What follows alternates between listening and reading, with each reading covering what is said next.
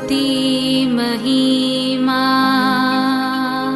यीशु प्रभु जी, गाते आते हैं तुझ पास, जीवन जल के प्यास, एक ही तू है आस, जग निर्माता मुक्तिदाता, जीवन जल देखा, जीवन जल देखा, जीवन जल देखा। जीवन जल कार्यक्रम देखने वाले सभी दर्शकों को प्रभु यीशु मसीह के मधुर नाम में नमस्कार। Living waters gospel broadcast Mumbai में एक रेडियो सेवा है।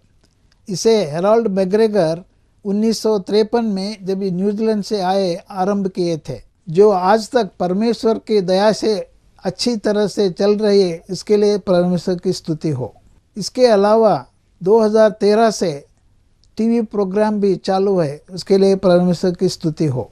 मुझे उम्मीद है कि आप ये प्रोग्राम्स देख रहे हैं और परमेश्वर का आशीष पा रहे हैं, और आपके जीवन में भी परमेश्वर का महान योजना पा रहे हैं। हमारे कार्यक्रम का ये मुख्य उद्देश्य जो परमेश्वर का वचन बाइबल में जो लिखा है उसको समझाने के लिए है। परमेश्वर का वचन कहता है, आप सत्य को जानो और सत्य आपको स्वतंत्र करेगा। प्रभु यीशु मसीह वो सत्य है, जिसने उसे जाना है वो स्वतंत्रता पाए हैं।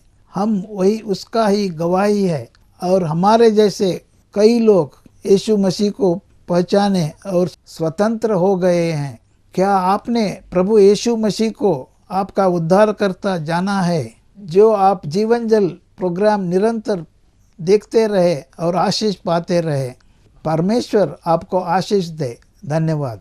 जीवन जल कार्यक्रम देखने वाले सभी दर्शकों को जगत के उद्धारकर्ता प्रभु यीशु मसीह के पवित्र नाम में नमस्कार।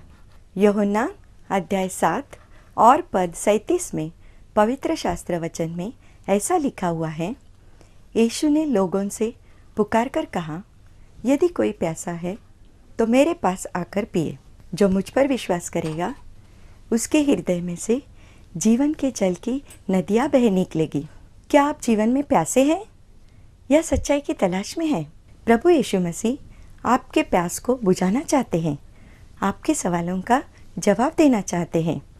तो आइए आज का परमेश्वर का वचन सुनने से पहले अपने मनों को तैयार करें और इस मधुर संगीत का आनंद उठाइए।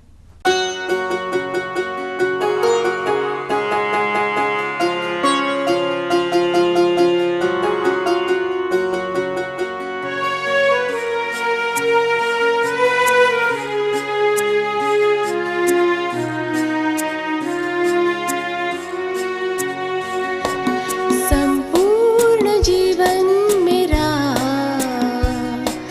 प्रभु तुम्हारा है।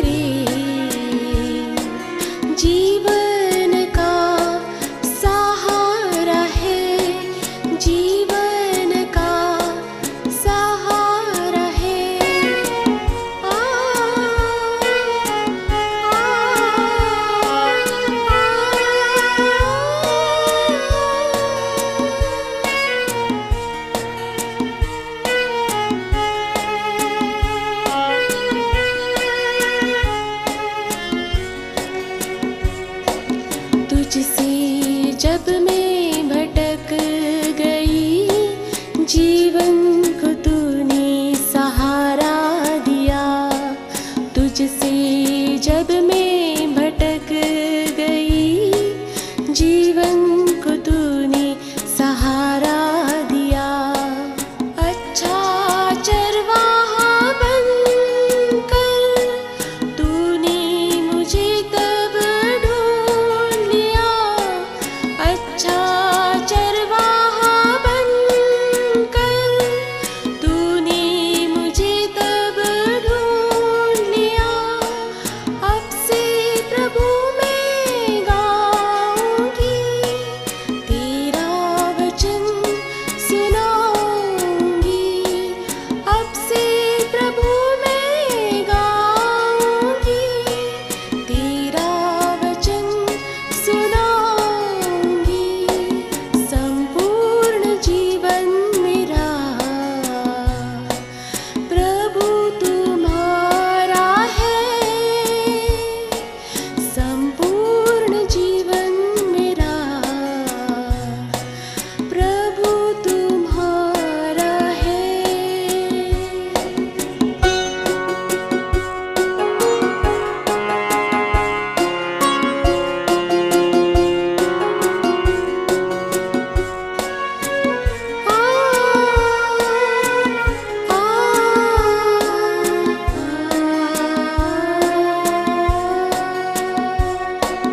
प्रभु ने मुझे बचा लिया, पापों का बोझ भी हटा लिया। प्रभु ने मुझे बचा लिया, पापों का बोझ भी हटा लिया। अनुग्रह शांति और प्रेम दिया, अपने जीवन से भर दिया। अनुग्रह शांति और प्रेम दिया, अपने जीवन से भर दिया।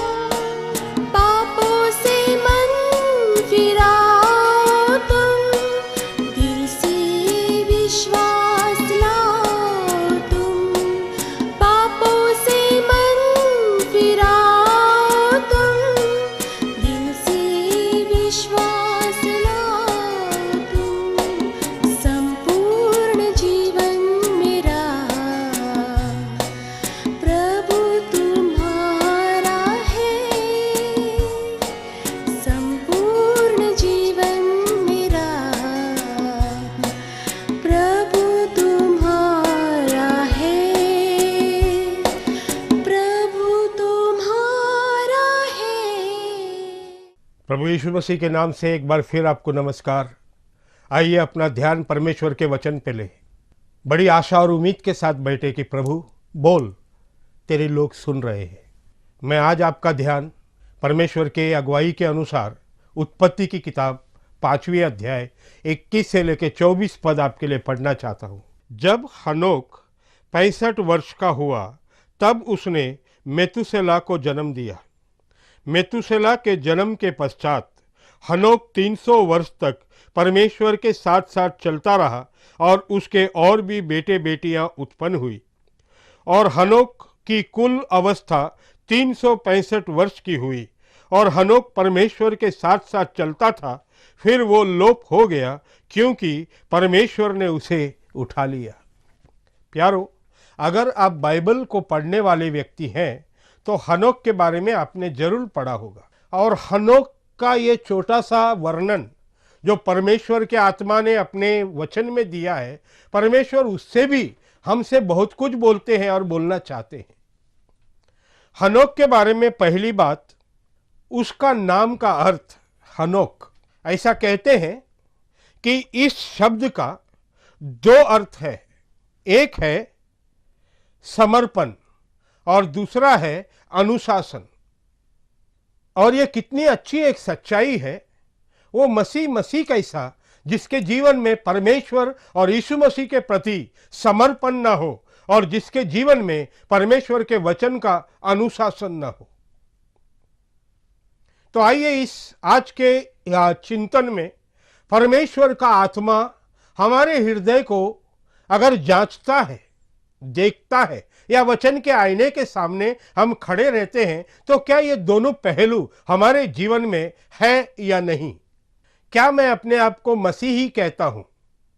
क्या मैंने प्रभु यीशु मसीह को अपना प्रभु और उद्धारकर्ता माना है ताकि मेरा प्राण नाश न हो और मैं अनंत जीवन पाऊं?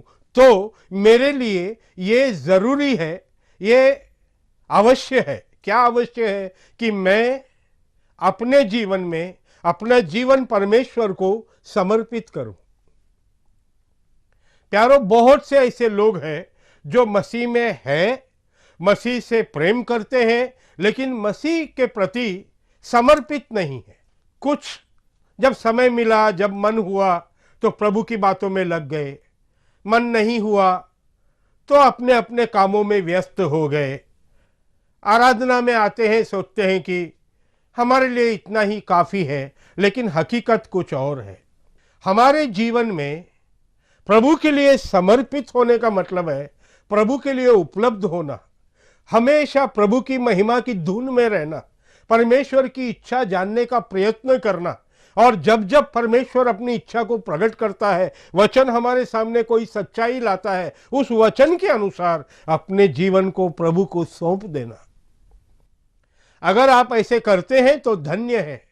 अगर आप ऐसा नहीं करते हैं तो मैं आपसे विनती करता हूं कि प्रभु के प्रति अपने आप को समर्पित करके देखिए। ये ऐसा एक जीवन बहुत ही अद्भुत, बहुत ही ऊंचा, बहुत ही विचित्र और बहुत ही आशीषमय है।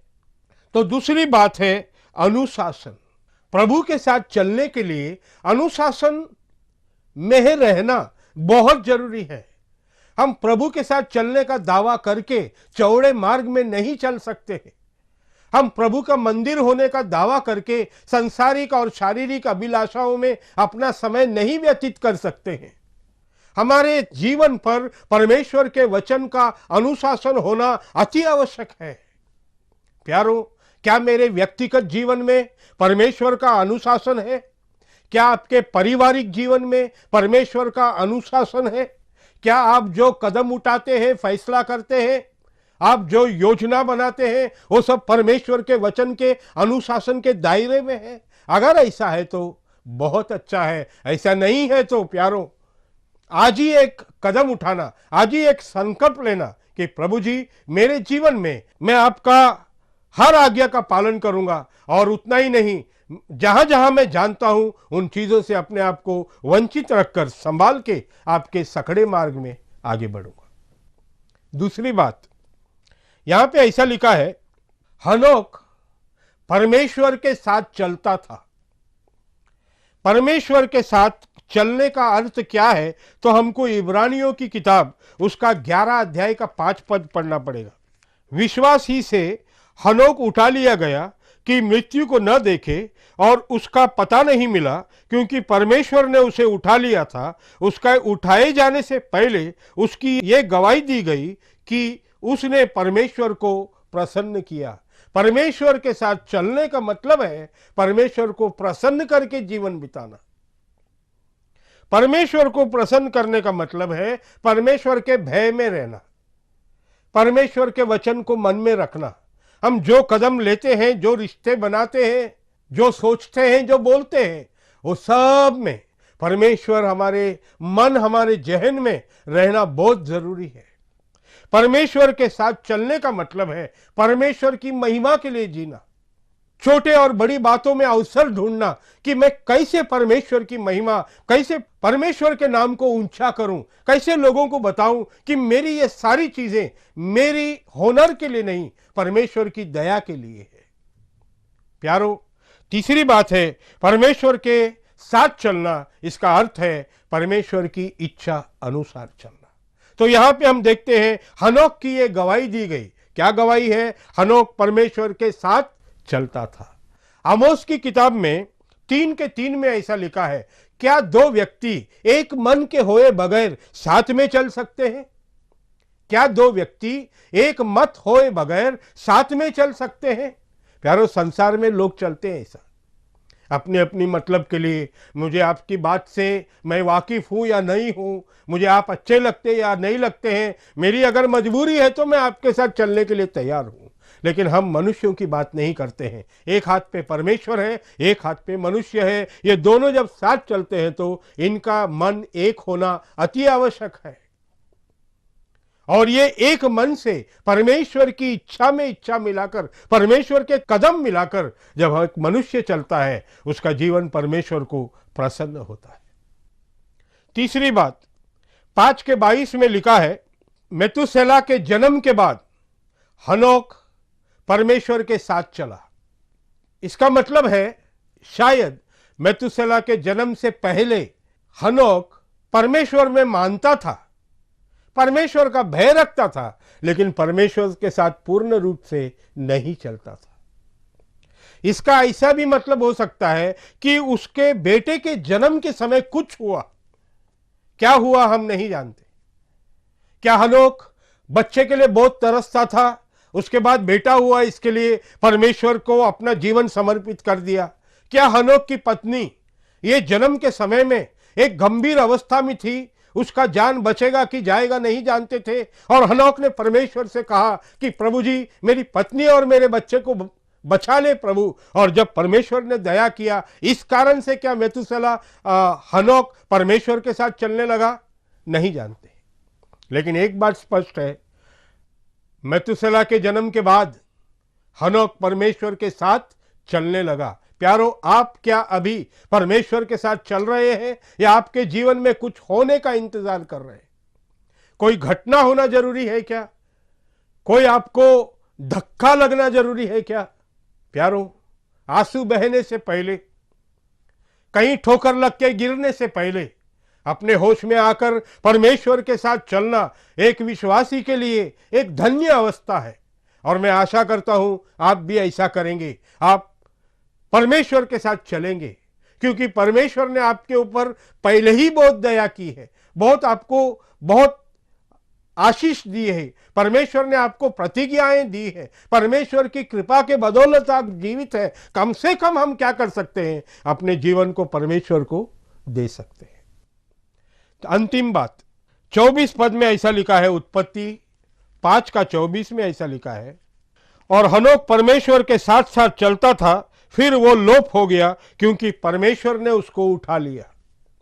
हनोक परमेश्वर के साथ चल रहा था, एक अच्छा अनुभव था, एक अच्छी संगति थी, और लिखा है परमेश्वर ने उसे उठा लिया। God took him away. ऐसा लगता है कि परमेश्वर अब हनोक को अपने साथी रखना चाहता था, परमेश्वर ने उठा लिया। यह एक अद्भुत बात है। लेकिन इस बात में परमेश्वर का वचन और भी कुछ गवाही देता है। हमने 11:5 ऑलरेडी अपना पढ़ लिया कि परमेश्वर ने उसको उठा लिया। वो केवल गायब नहीं हुआ, वो खो नहीं गया, उसकी हत्या नहीं हुई, उसका अपहरण नहीं हुआ, उसको परमेश्वर ने उठा लिया। क्या सिखाना चाहता है परमेश्वर आपको और मुझको इस अद्भुत घटना से? सोचिए क्या हुआ होगा उधर आजू बाजू में। उसकी पत्नी, उसके बच्चे, उसके पड़ोसी हनोक को ढूंढते होंगे, कहां चला गया? बाजार में गया था, कहीं भेड़ बकरियों के साथ गया था, कहां गया था? अभी हनोक का पता नहीं है। प्यारो, ये एक छोटा सा झलक है परमेश्वर का हम जैसे विश्वासियों के लिए कि हमारा भविष्य क्या है। थोड़ा आगे चलते हैं तो जब हम दूसरे राजा में आते हैं, हम उधर देखते हैं दूसरा राजा 2:11। वे चलते चलते बातें कर रहे थे कि अचानक एक अग्निमय रथ और अग्निमय घोड़ों ने उनको अलग अलग कर लिया और एलिया भवंडर में होकर स्वर्ग पर चढ़ गया।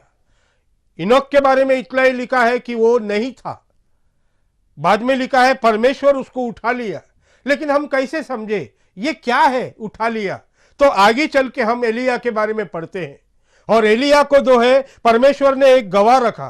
कौन गवाह है? एलिया के साथ चलने वाला, उसका दास। और जब उन लोग साथ में चल रहे हैं तब वहां पे हम देखते हैं एक अग्निमय रथ आई, अग्निमय घोड़ों के साथ, और एलिया को भवंडर में उठा के लेके गया। प्यारो, वो भी एक चित्र था भविष्य के बारे में। लेकिन जब हम प्रेरितों के काम में आते हैं तो हम प्रभु यीशु मसीह के बारे में पढ़ते हैं कि जब वो अपने चेलों के साथ में था और जब उनके साथ बातें कर रहा था, अचानक प्रभु यीशु मसीह बादलों पर उठा लिया गया और वे सब ताकते हुए ऊपर देखने लगे। स्वर्गदूतों ने आके कहा, हे गलीली पुरुषों, ऊपर की ओर क्यों ताक रहे हो? यही यीशु जैसे गया है वापस आएगा। और इस बार एक गवाह नहीं था, इस बार कम से कम 500 गवाह थे। लेकिन प्यारो, ये भी एक आगे का एक चित्र है, एक दर्शन है, क्योंकि बाइबल कहती है कि प्रभु यीशु मसीह वापस आने वाला है। बाइबल कहती है कि वो अपने लोगों को लेने के लिए आने वाला है। वो बादलों के ऊपर आने वाला है, तुरी फूकी जाएगी और सारे विश्वासी जो मरे हुए हैं वे जी उठेंगे, जो जिंदा है वो बदल जाएंगे और मिलकर प्रभु के साथ में बादलों में उठा लिए जाएंगे। क्या ही धन्य आशा है। हनोक के जीवन के बारे में जब हम अध्ययन करते हैं, बहुत सी बातें परमेश्वर का आत्मा हमारे सामने लाता है। पहली बात, क्या हम अपने जीवन को परमेश्वर के लिए समर्पित किया है या नहीं? अगर हमने अपने जीवन को परमेश्वर के लिए समर्पित नहीं किया है तो प्यारो, हमारे मसीही जीवन में एक रुकावट, एक हिचकिचाहट, हम 5 साल पहले जहां थे हम अभी भी वहां हैं, हम बढ़ नहीं पा रहे हैं, आत्मा हमको उपयोग नहीं कर पा रहा है, क्योंकि हमने अपने जीवन को पूर्ण रूप से परमेश्वर के लिए समर्पित नहीं किया है। तो उसी के साथ जुड़ी हुई दूसरी सच्चाई है अनुशासित जीवन। मसीह में बढ़ना है तो, परमेश्वर को प्रसन्न करना है तो, परमेश्वर के साथ में चलना है तो, परमेश्वर की महिमा करना है तो जीवन में अनुशासन होना अति आवश्यक है। विशेष करके आज के युग में चारों ओर से एक प्राण के ऊपर हमला है, आंखों के ऊपर हमला है, शब्दों के ऊपर हमला है, विचारधारा पर हमला है। आप पढ़ने जाइए या काम करने जाइए या आप बिजनेस वर्ल्ड में जाइए, हर जगह में अशुद्धता का एक हमला है। और ऐसी परिस्थिति में अपने आप को अनुशासन में रखना विश्वासी के लिए बहुत आवश्यक है। हम आपके लिए प्रार्थना करेंगे कि परमेश्वर आपकी मदद करे कि आप प्रभु के लिए 100% समर्पित हो जाए और प्रभु के लिए, प्रभु की महिमा के लिए एक लाइन बनाए, एक लकीर बनाए और जाने कि मैं कहां तक जा सकता हूं और कहां नहीं जा सकता हूं। प्यारो, हमने ये भी देखा कि हनोक परमेश्वर के साथ चलता था। हमें भी जरूरी है कि हम परमेश्वर की इच्छा अनुसार, परमेश्वर के भय में रहकर, परमेश्वर की महिमा के लिए जिए और परमेश्वर के साथ चले। हमने ये भी देखा मेतुसेला के जन्म के बाद हनोक परमेश्वर के साथ चला। कुछ तो ऐसा हुआ जो हनोक के दिल को छू लिया, जो हनोक को प्रभावित कर दिया, जो हनोक उस समय ये समझ गया कि दुनिया की सारी बातों से अलग होकर अगर कुछ करना है तो परमेश्वर के मार्ग में चलना है, दिन और रात उसकी धुन में रहना है, उसी की इच्छा को पूरा करना है, उसी के गुणगान करना है और अपना जीवन उसको समर्पण करना है।